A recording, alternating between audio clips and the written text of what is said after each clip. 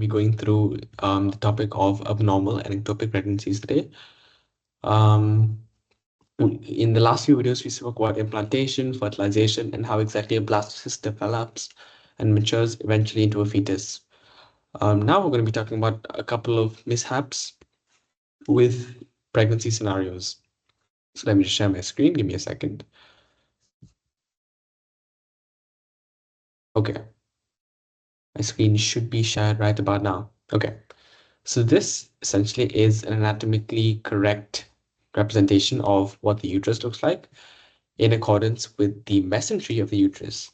Okay. This is the fallopian tube, this is the ovary, and this is what we call as fimbriae. This is the cervix, that's the vagina, yada, yada, yada. Okay. So the first anomaly with pregnancy is something called a tubal pregnancy. A tubal pregnancy is a pregnancy that occurs typically within the lateral end of the fallopian tubes, one third of the lateral end of the fallopian tube. So it's more closer towards the ovary.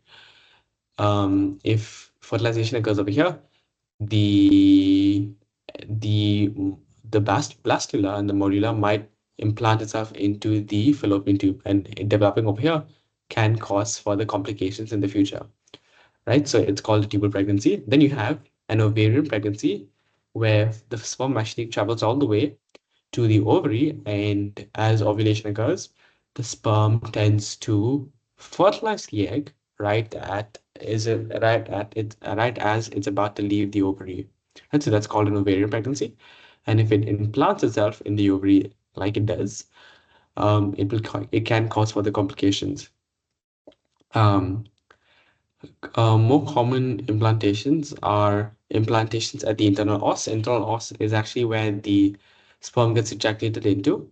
So an implantation that occurs over here can be fatal to the fetus.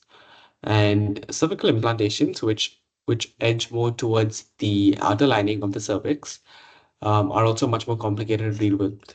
And this will eventually cause the fetus to have a fatal end because of the fact that it isn't able to survive in optimum conditions. Okay. Typically, for tubal pregnancies, we classify them under three different columns. You have the infundibulum column, the isthmus column, and the ampulla column. Right? So these three columns represent three separate regions where tubal pregnancies can mature. But yes, that is essentially the gist of anomalies with implantation and the ectopic pregnancy bit.